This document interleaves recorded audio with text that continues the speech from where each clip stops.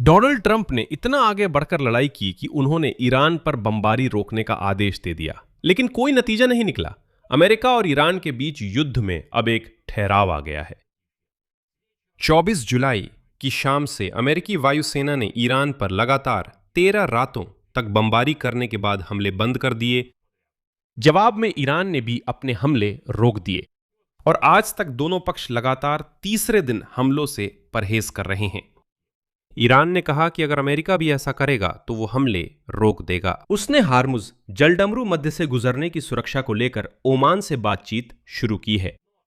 लेकिन सबसे दिलचस्प बात यह नहीं है कि लड़ाई में ठहराव आया है, बल्कि इसकी वजह है। क्योंकि ट्रंप इसलिए नहीं रुके कि वह जीत चुके थे, उन्होंने इसलिए रोका क्योंकि अमेरिका के पास गोला बारूद खत्म हो रहा था। अब ये सिर्फ ट्रंप को नापसंद आने वाले पत्रकारों की बातें नहीं हैं। नहीं, संयुक्त राज्य अमेरिका के मध्य पूर्व में मुख्य कमांडर ने सीधे व्हाइट हाउस को रिपोर्ट दी कि आगे हमला करने का कोई मतलब नहीं है। संयुक्त सैन्य प्रमुखों की समिति के प्रमुख ने डोनाल्ड ट्रंप को चेतावनी दी कि बड़े युद्ध को जारी रखना बहुत खतरनाक है और ये पेट्रियट इंटरसेप्टर मिसाइलों का भंडार खत्म कर देगा। इसके अलावा यह भी सामने आया कि संयुक्त राज्य अमेरिका ने हाल के दिनों में ईरानी हमलों को पहले ही नहीं रोक पा रहा था, क्योंकि उनके पास पैट्रियट इंटरसेप्टर बस पर्याप्त संख्या में नहीं है। और यहीं पर मुख्य सवाल उठता है जो अमेरिकी अधिकारियों को परेशान करता है। अमेरिकी सेना में गोला बारूद की इस कमी का रूस और चीन कैसे फायदा उठाएंगे? लेकिन डोनाल्ड ट्रंप ने पहले ही आगे के लिए दोषी भी तय कर लिया है, और वो हैं जो बाइडेन, जिन्होंने यूक्रेन को हथियार दिए थे। मेरा नाम अलेक्सेई पेची है। आइए इस मुद्दे पर चर्चा करें। यह अजीब है कि मध्य पूर्व में पहले युद्ध और तनाव था, अब अचानक सब शांत है। नतीजा शून्य है, लेकिन युद्ध रुक गया। कुल मिलाकर आइए चर्चा करें। शुरू करने से पहले कृपया इस YouTube चैनल को सब्सक्राइब करें। हम 3 लाख सब्सक्राइबर की ओर बढ़ रहे हैं और आपकी सदस्यता के लिए आभारी रहूंगा। यह सिर्फ 1 सेकंड है, इसके लिए मैं आभारी हूं। तो मैं इस बात से शुरू करता हूं कि ईरान और अमेरिका के बीच युद्ध में विराम ठीक कैसे आया। असल में 24 जुलाई की शाम को ही संयुक्त राज्य अमेरिका ने बिना किसी स्पष्टीकरण या आधिकारिक बयान के बस ईरान पर हमले रोक दिए, और उन्होंने ये बहुत चुपचाप किया, बिना किसी एक भी आधिकारिक बयान के बस हमला करना बंद कर दिया। 13 रात लगातार एक दूसरे पर हमले, जैसे को तैसा सिद्धांत पर। और अब यह खामोशी सवाल खड़ा करती है, डोनाल्ड ट्रंप का अगला कदम। रविवार को ईरानी सेना ने कहा कि तेहरान ने भी अमेरिका की इस चुप्पी के जवाब में जवाबी हमले रोक दिए हैं। कई विश्लेषकों ने सवाल उठाया, आखिर यह सब था क्या? तो फिर युद्ध को दोबारा शुरू करने की जरूरत ही क्या थी? जून मध्य में शांति समझौते पर हस्ताक्षर और युद्ध विराम घोषित हुआ। तो फिर 2 हफ्तों के लिए युद्ध को दोबारा शुरू करने की जरूरत ही क्या थी, ताकि बाद में बस चुपचाप उसे रोक दिया जाए? ईरान ने अपनी स्थिति स्पष्ट की। तेहरान अपने हमले तभी रोकेगा जब संयुक्त राज्य अमेरिका भी ऐसा करे। लेकिन यहां एक अहम बात है। ईरानी सूत्र ने कहा कि तेहरान को नहीं लगता ट्रंप का हमला रोकना अमेरिका की वार्ता स्थिति में कोई बड़ा बदलाव दिखाता है।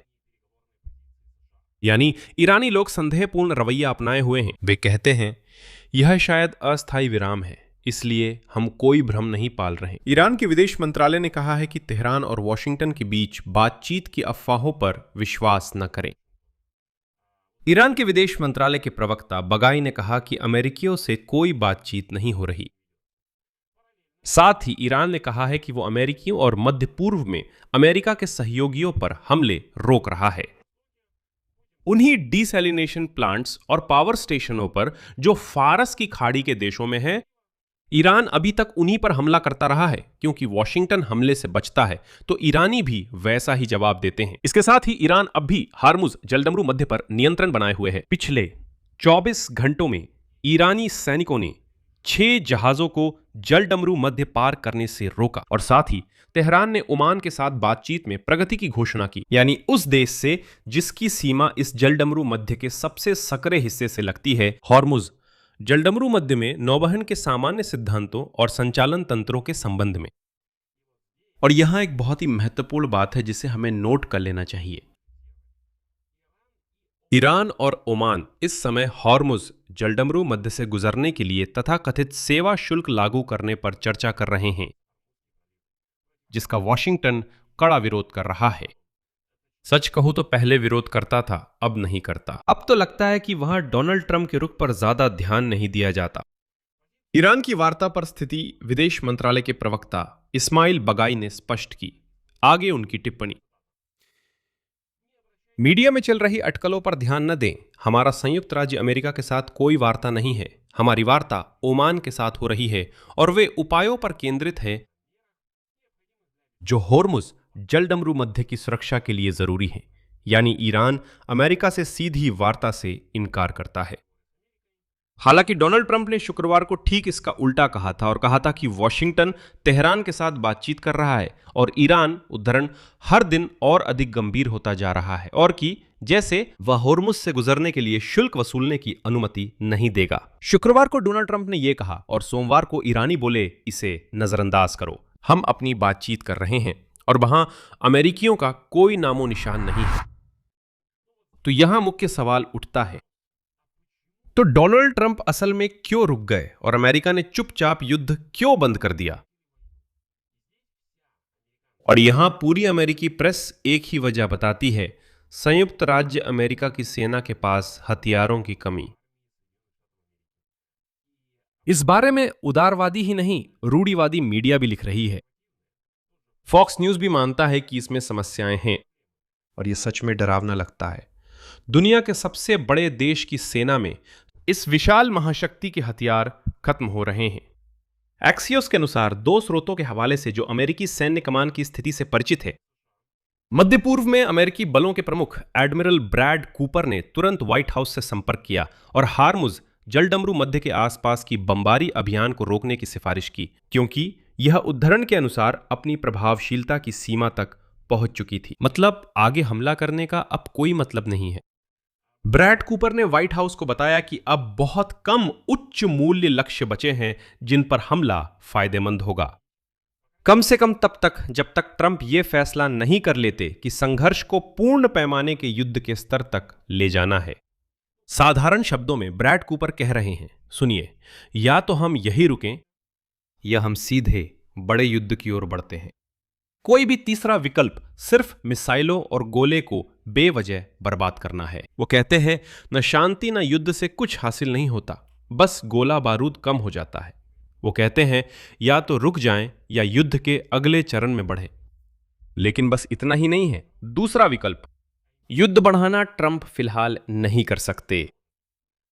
जॉइंट चीफ्स ऑफ स्टाफ के प्रमुख जनरल डैन केन ने निजी तौर पर डोनाल्ड ट्रंप को चेतावनी दी कि ईरान के खिलाफ बड़े पैमाने पर सैन्य अभियान दोबारा शुरू करना तकनीकी रूप से संभव है, लेकिन यह खतरनाक है और इससे एंटी मिसाइल इंटरसेप्टर खत्म हो जाएंगे जो अमेरिकी सेंट्रल कमांड के पास है। ये खास तौर पर पैट्रियट इंटरसेप्टर और मध्य पूर्व के अन्य वायु रक्षा साधनों की बात है। इंटरसेप्टर के भंडार पर खतरा उन कई कारणों में से एक है जिसकी वजह से बड़े युद्ध में लौटना बेहद जोखिम भरा कदम बन गया है, ऐसा एक्सियोस लिखता है। लेकिन ट्रंप के पास और भी कारण है और जैसा कि पता चला, राजनीतिक विरोध। सीएनएन के अनुसार अमेरिका के उपराष्ट्रपति जेडी वेंस, जो शुरू में सैन्य अभियान के खिलाफ थे, शुक्रवार को व्हाइट हाउस में बैठक में उन्होंने युद्ध बढ़ने पर संदेह जताया। यानी ट्रंप को रोकने वाले सिर्फ सेना नहीं, उपराष्ट्रपति भी है। और ठीक उसी शुक्रवार की बैठक के बाद जहां केन और अन्य सलाहकारों ने अपनी चिंताएं उठाईं, ट्रंप ने बस हमलों को फिलहाल रोकने का फैसला किया। संयुक्त राष्ट्र में अमेरिका के स्थायी प्रतिनिधि माइक वॉल्ट्स ने कहा कि ट्रंप बातचीत के लिए थोड़ी गुंजाइश दे रहे हैं। ये उनका उद्धरण है, मेरे शब्द नहीं, थोड़ी सी गुंजाइश। लेकिन असल में सैन्य अभियान रोकने की वजह कुछ और ही थी। राजनयिक शब्दों के पीछे असली समस्या छुपी हुई है। मार्च में ही, मैं दोहराता हूं, मार्च में जब यह युद्ध का चरण शुरू ही हुआ था, फॉर्च्यून पत्रिका के अनुसार विशेषज्ञों ने दर्ज किया करीब 25 यानी कुल भंडार का 25% CAAT सिस्टम्स का इस्तेमाल पिछले साल की 12 दिन की जंग में ईरान की बैलिस्टिक मिसाइलों से इजराइल की रक्षा के लिए किया गया था। आगे उद्धरण, इन मिसाइलों की पहले से ही भारी कमी थी और हमने इस संघर्ष के इस चरण की शुरुआत से पहले इन्हें पर्याप्त मात्रा में नहीं खरीदा था और अब शायद हमने कुछ 100 और खर्च कर दी हैं। शुक्रवार को ट्रंप ने ट्रूथ सोशल पर लिखा कि कुछ रक्षा ठेकेदारों ने हथियारों के उत्पादन को 4 गुना बढ़ाने के लिए सहमति दी है। उद्धरण, जितनी जल्दी हो सके, जो जैसा कि आप समझ सकते हैं अपने आप में एक स्वीकारोक्ति है कि हथियारों की सच में कमी है और उसके उत्पादन को तेज करना जरूरी है। यह देखना दिलचस्प है कि व्हाइट हाउस कैसे घबरा गया। वही वॉल्ट्स रविवार के प्रसारणों में इसकी पुष्टि करते हुए हथियारों की कमी की समस्या को नजरअंदाज कर रहे थे। उदाहरण के लिए सीबीएस न्यूज के प्रसारण में उन्होंने कहा कि यह पूरी तरह बकवास है कि अमेरिका के पास मध्य पूर्व में पर्याप्त फायर पावर नहीं है। आगे उनकी टिप्पणी है, इतना ही नहीं, हमारे पास युद्ध क्षेत्र में हर जरूरी चीज है, बल्कि वहां और भी भेजा जा रहा है। लेकिन दूसरी तरफ खुद ट्रंप ये संकेत देते हैं कि वाकई में मिसाइलों की कमी है, जबकि सेना ये भरोसा दिलाती है कि ट्रंप के आदेश पर की गई सभी गोलाबारियां अब सिर्फ बेकार हो गई हैं। मसला सिर्फ भू राजनीति का नहीं बल्कि और भी बड़ा है। यूक्रेन वासियों के लिए यह सबसे अहम है और अमेरिकी अधिकारियों की भी सबसे बड़ी चिंता यह है कि रूस और चीन इस कमी का कैसे फायदा उठाएंगे। न्यूयॉर्क टाइम्स इस बारे में सीधे लिखता है, उद्धरण, अमेरिकी अधिकारियों को डर है कि व्लादिमीर पुतिन और शी जिनपिंग भविष्य के फैसलों में अमेरिकी सैन्य भंडार की कमी को ध्यान में रख सकते हैं। रूस यूक्रेन और यूरोप के संदर्भ में और चीन ताइवान के संदर्भ में। तो पैट्रियट इंटरसेप्टर की आपूर्ति सीमित है। हर पैट्रियट जो पर्शियन गल्फ में ईरानी बैलिस्टिक मिसाइलों से बचाव के लिए छोड़ा जाता है, वही पैट्रियट है जो दुर्भाग्य से न तो यूक्रेन, न ताइवान, न यूरोप, न किसी और को मिलेगा।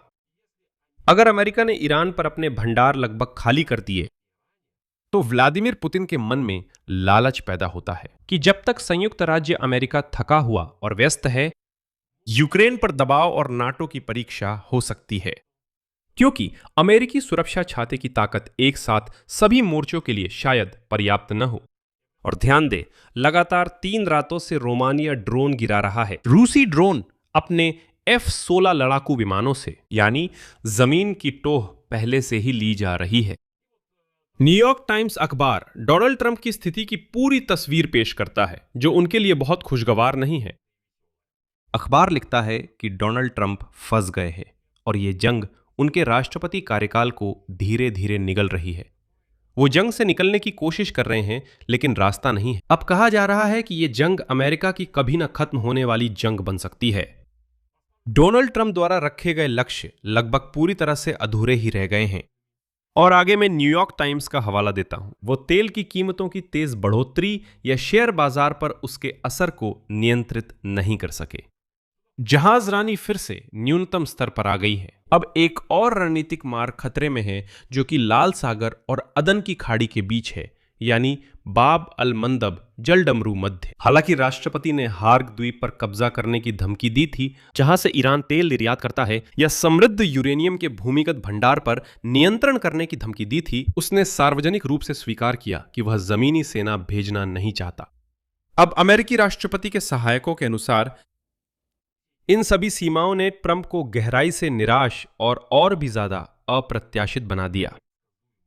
और सबसे अहम, उनके पास ईरान के परमाणु कार्यक्रम को नष्ट करने की कोई स्पष्ट योजना नहीं है। और न्यूयॉर्क टाइम्स का एक और उद्धरण, लगभग बिना जीतने की रणनीति के संघर्ष में शामिल होकर अब वो संघर्ष से निकलने का तरीका ढूंढ रहा है ताकि इज्जत बचा सके।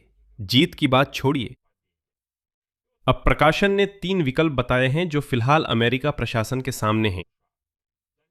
आगे की सैन्य बढ़ोतरी, ईरान पर आर्थिक दबाव बढ़ाना, या फिर यह घोषणा करना कि लक्ष्य हासिल हो गया है और संघर्ष से बाहर निकलना, जैसे कि जो चाहा था वह पहले ही हासिल कर लिया। और सतर्कता का एक मुख्य कारण वही हथियारों के भंडार की कमी है। स्ट्रैटेजिक और इंटरनेशनल स्टडीज सेंटर के अनुसार अमेरिका कुछ प्रमुख इंटरसेप्टर मिसाइलों के भंडार का आधा हिस्सा तक पहले ही खर्च कर चुका हो सकता है और 13 रातों कि हमलों के बाद ये भंडार अमेरिकी अधिकारियों के अनुसार गंभीर रूप से कम स्तर पर पहुंच गए हैं। इसका मतलब है कि अब ये आधे से भी कम रह गए हैं। लेकिन यहां एक महत्वपूर्ण बात नोट करना जरूरी है।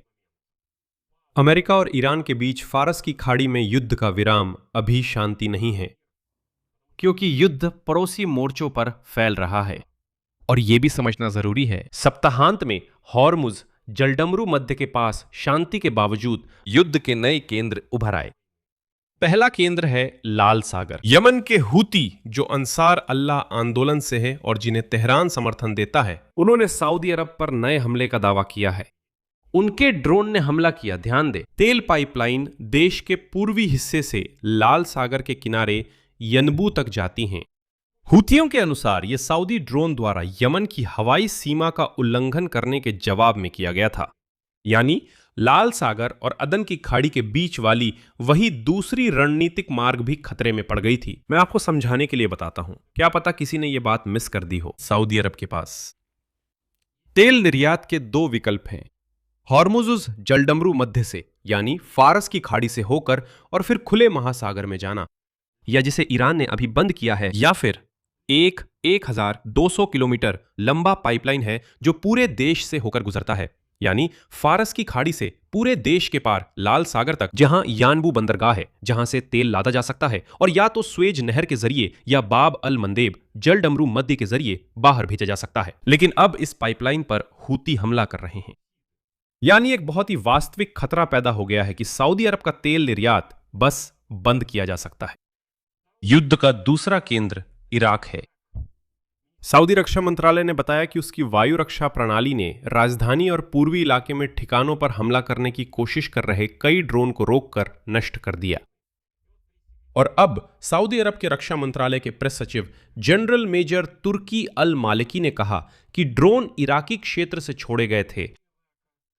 संभवतः ये ड्रोन ईरान समर्थित मिलिशिया ने छोड़े थे। मतलब तस्वीर ऐसी है, हर्मुज जलडमरू मध्य के पास सब शांत है, लेकिन ईरान समर्थित प्रॉक्सी ताकतें यानी यमन में हूती और इराक में ईरान समर्थित मिलिशिया सऊदी अरब पर हमला करना जारी रखे हुए है। ये हमले दिखाते हैं कि संघर्ष जिसने हार्मुज जलडमरू मध्य से ऊर्जा आपूर्ति बाधित की, अब एक और अहम शिपिंग मार्ग को भी प्रभावित कर सकता है। यमन में फिर से गृहयुद्ध भड़का सकता है और इसका क्या किया जाए? डोनाल्ड ट्रंप के पास जवाब नहीं है। इस वक्त ईरान और अमेरिका के बीच गोलाबारी रुकी है। ईरान कहता है अगर उस पर हमला ना हो तो वो भी हमला नहीं करेगा और ओमान के साथ होर्मुज जलडमरू मध्य से गुजरने पर बातचीत को तैयार है। ईरान खुद इस पर संदेह करता है और उसकी प्रॉक्सी ताकतें सऊदी अरब पर दोनों ओर से हमले जारी रखे हैं, यमन और इराक से। इस कहानी की सबसे अहम बात है, ट्रंप कमजोरी की वजह से रुके, ताकत की वजह से नहीं। उसके जनरल एडमिरल कूपर और सेना के प्रमुख संयुक्त स्टाफ के प्रमुख केन उसे बता दिया कि बड़ा युद्ध पैट्रियट इंटरसेप्टर मिसाइलों के भंडार को खतरनाक रूप से खत्म कर देगा। उपराष्ट्रपति वेंस भी तनाव बढ़ाने के विरोध में है। आपात स्थिति में हथियार ठेकेदारों से 4 गुना ज्यादा मंगवाने पड़ रहे हैं, जैसा ट्रंप ने कहा। आखिरकार ऐसा लगता है कि अमेरिका अपने गोला बारूद की सीमा तक पहुंच गया है और यह हमारे लिए संकेत है, अगर अमेरिका ने ईरान के खिलाफ युद्ध में अपने भंडार खत्म कर दिए हैं, व्लादिमीर पुतिन को लगता है कि यूक्रेन के लिए अमेरिकी पैट्रियट मिसाइलें शायद काफी नहीं होंगी। इसी कारण व्लादिमीर जेलेंस्की इंटरसेप्टरों के अपने उत्पादन और अमेरिकी लाइसेंस के तहत निर्माण पर जोर दे रहे हैं ताकि वे अमेरिकी गोदामों पर निर्भर न रहें। असल में वे असीमित नहीं हैं। चीन ताइवान पर भी यही गणना कर रहा है। मध्य पूर्व की जंग सीधे यूक्रेन के खिलाफ रूस की जंग को प्रभावित करती है, यानी हर दागे गए इंटरसेप्टर के साथ, जो अब दुर्भाग्य से हमारे पास पर्याप्त नहीं होगा। और कल 28 जुलाई को ज़ेलेंस्की वॉशिंगटन में ट्रंप से मिलेंगे और पेट्रियट का मुद्दा वहां प्रमुख मुद्दों में से एक होगा। और इस विषय पर मैंने पहले ही एक अलग एपिसोड बनाया है, इसलिए खुद को दोहराने से बचने के लिए चैनल पर जाएं और उसे जरूर देखें। मैं यही रुकता हूं। अपनी राय और निष्कर्ष कमेंट्स में बताएं। चैनल सब्सक्राइब करें, बेल दबाएं और लाइक करें। बस इतना ही। अपना ध्यान रखें।